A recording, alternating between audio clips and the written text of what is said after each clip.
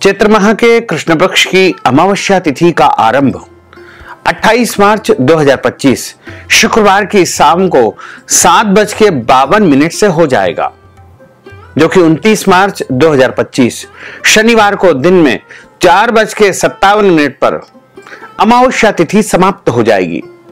इस प्रकार सूर्योदय व्यापिनी अमावस्या, मध्याह्न व्यापिनी अमावस्या, अपराह्न व्यापिनी अमावस्या 29 मार्च 2025 शनिवार के दिन ही आ रही है।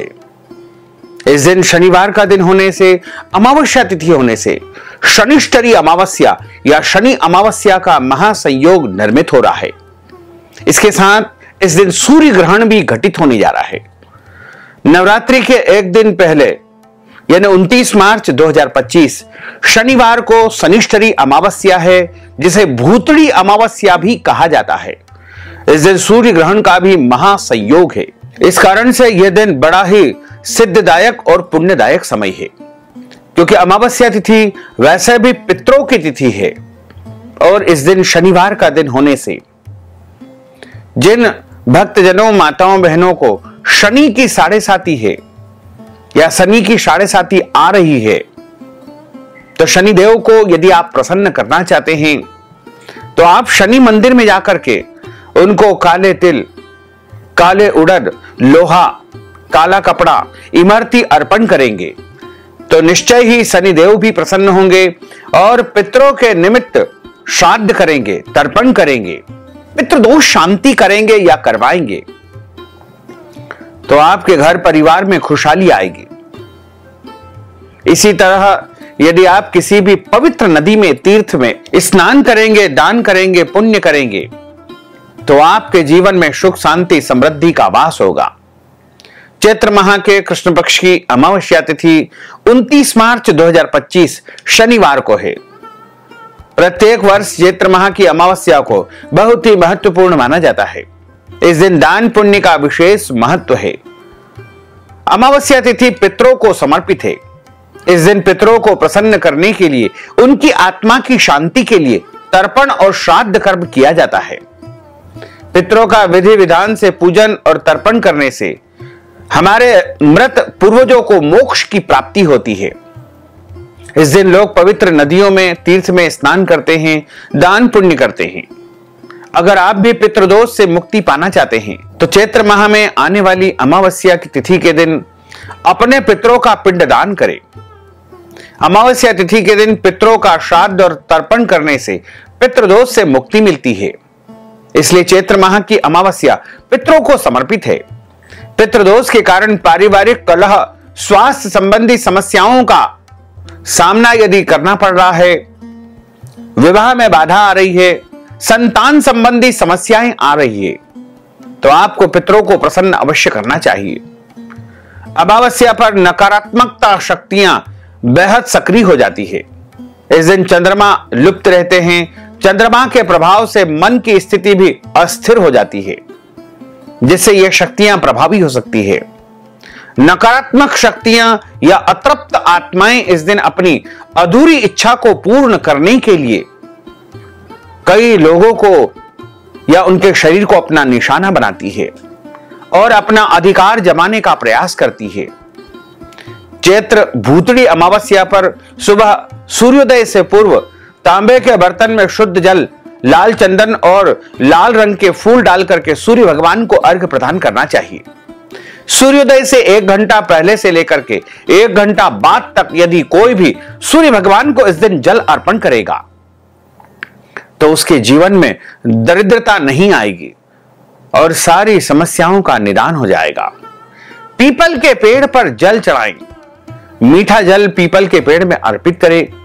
तुलसी के पौधे की, तुलसी जी की परिक्रमा आपको करनी चाहिए और 108 परिक्रमा करने से जीवन के सारे पाप, दोष, कष्ट, संकट समाप्त हो जाएंगे। पितरों की शांति के लिए इस दिन व्रत, उपवास, दान पुण्य, ब्राह्मण भोजन इत्यादि भी आपको करना चाहिए। इस दिन बाल धोना, नाखून, बाल या दाढ़ी नहीं कटवाना चाहिए। अमावस्या पर तामसिक भोजन न करें। नशे की वस्तुओं से दूर रहे। भूतड़ी अमावस्या पर रास्ते में किसी भी अनजान वस्तुओं को स्पर्श न करें। कमजोर इच्छा शक्ति वाले सुनसान जगहों पर न जाए। साथ ही इस दिन एक बड़ा महासंयोग निर्मित हो रहा है कि नवरात्रि के ठीक एक दिन पहले सूर्य ग्रहण लगने जा रहा है और धार्मिक दृष्टि से सूर्य ग्रहण को बहुत महत्वपूर्ण माना गया है। वैसे तो सूर्य ग्रहण हमारे पंचांगों और अन्य ज्योतिषी ग्रंथों में भी बताया गया है, लेकिन खगोल शास्त्र के अनुसार यह एक बड़ी घटना माना जाता है। साल 2025 का पहला सूर्य ग्रहण 29 मार्च 2025 शनिवार को लगने वाला है। इस दिन को बहुत महत्वपूर्ण माना गया है क्योंकि इसी दिन न्याय के अधिष्ठाता देवता सर्वोच्च ब्रह्मांड के न्यायाधीश शनिदेव अपनी राशि भी परिवर्तित करने जा रहे हैं। शनि अमावस्या है। नवरात्रि के एक दिन पहले 29 मार्च 2025 शनिवार को सूर्य ग्रहण लगेगा। भारतीय समय के अनुसार दोपहर 2:20 से यह सूर्य ग्रहण आरंभ होगा, जो कि शाम को 6:16 पर यह सूर्य ग्रहण समाप्त होगा। इस ग्रहण की कुल अवधि 3 घंटा 53 मिनट रहेगी। और जब सूर्य ग्रहण होता है तब चंद्रमा सूर्य और पृथ्वी के बीच में आ जाता है। चंद्रमा सूर्य के प्रकाश को पृथ्वी तक पहुंचने से रोकता है, जिससे पृथ्वी पर छाया पड़ती है। वही जब चंद्रमा सूर्य को पूरी तरह से नहीं ढकता है बल्कि उसे आंशिक रूप से ही ढकता है, तो उसे आंशिक सूर्य ग्रहण कहते हैं। 29 मार्च 2025 को लगने वाला सूर्य ग्रहण एक आंशिक सूर्य ग्रहण होगा और यह सूर्य ग्रहण दर्शनीय है। यह सूर्य ग्रहण उत्तर पश्चिमी अफ्रीका, उत्तरी अमेरिका के उत्तर पूर्वी भाग, यूरोप और उत्तरी रूस में दिखाई देगा। यह ग्रहण मुख्य रूप से Canada, Portugal, Spain, Ireland, France, United Kingdom, Denmark, Germany, Norway, Finland और रूस में दिखाई देगा। और कई भारतीय वैज्ञानिकों के अनुसार यह सूर्य ग्रहण भारत में दिखाई देगा, लेकिन जो ज्योतिष शास्त्र के अनुसार, पंचांगों के अनुसार सूर्य ग्रहण आंशिक सूर्य ग्रहण है, इसलिए भारत में कहीं पर भी इसका प्रभाव नहीं होगा, भारत में नहीं दिखाई देगा। जो भी लोग भारत में निवास करते हैं उनको इस सूर्य ग्रहण से डरने की, घबराने की, भयभीत होने की बिल्कुल भी आवश्यकता नहीं है। सूर्य ग्रहण से पूर्व की एक निश्चित समय को सूतक माना गया है। सूतक काल के समय पृथ्वी का वातावरण दूषित हो जाता है। सूतक काल सूर्य ग्रहण से 12 घंटे पहले लग जाता है। सूतक काल के दौरान पूजा पाठ और ठोस तरल खाद्य पदार्थों का सेवन करना वर्जित माना गया है। अगर किसी स्थान पर सूर्य ग्रहण दर्शनीय होता है तो वहां पर सूतक काल, पुण्य काल, पर्व काल माना जाता है। इसलिए भारत में कहीं पर भी यह सूर्य ग्रहण नहीं दिखाई देगा। इसलिए भारत में इसका सूतक काल, पुण्य काल, पर्व काल बिल्कुल भी नहीं माना जाएगा। ग्रहण काल के समय गर्भवती स्त्रियों को सुई में धागा नहीं पिरोना चाहिए। कुछ भी धारदार वस्तुओं का जैसे चाकू, कैंची, हंसिया, कुल्हाड़ी का उपयोग नहीं करना चाहिए। सूर्य ग्रहण के दौरान गर्भवती माताओं बहनों को खुले स्थान पर नहीं जाना चाहिए। ग्रहण के दौरान निकलने वाली तरंगे गर्भवती स्त्रियों और उनके बच्चों के लिए हानिकारक मानी जाती है। गर्भवती महिलाओं को ग्रहण में सोना नहीं चाहिए, इससे बच्चे पर दुष्प्रभाव होता है। इस दौरान भगवान के मंत्रों का जाप करें, भगवान के पवित्र नामों का उच्चारण करें। सूर्य ग्रहण में मंदिर या भगवान की मूर्ति को स्पर्श न करें। ग्रहण में ईश्वर की मौखिक और मानसिक रूप से यानी मन ही मन आराधना पूजा करनी चाहिए। पूजा सामग्री को स्पर्श नहीं किया जाता है।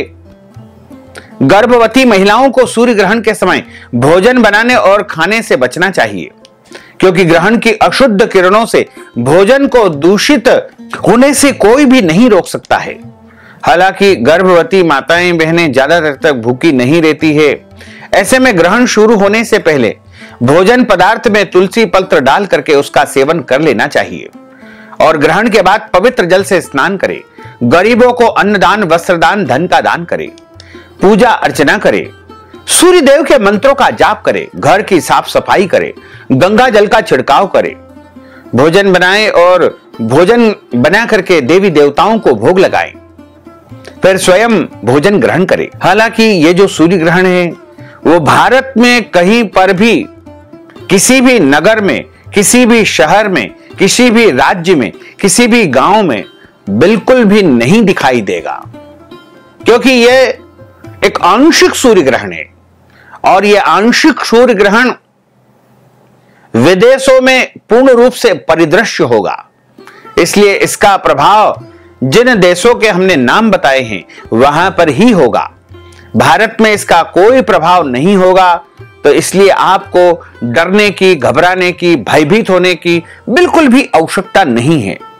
तो भक्तजनों, माताओं, बहनों, यदि आप शनिश्चरी अमावस्या के निमित्त कोई भी दान पुण्य करना चाहते हैं या फिर आप पितृदोष शांति करवाना चाहते हैं, पितरों के निमित्त ब्राह्मण भोजन करवाना चाहते हैं, पितरों के निमित्त कोई भी कर्म करवाना चाहते हैं, तो इस हेतु अपना नाम और गोत्र हमें भेजे और नगद धनराशि गूगल पे, फोन पे, पेटीएम नंबर या अकाउंट नंबर के माध्यम से भेज करके शनिश्चरी अमावस्या, भूतड़ी अमावस्या, चैत्र अमावस्या का संपूर्ण पुण्य लाभ प्राप्त कर सकते हैं।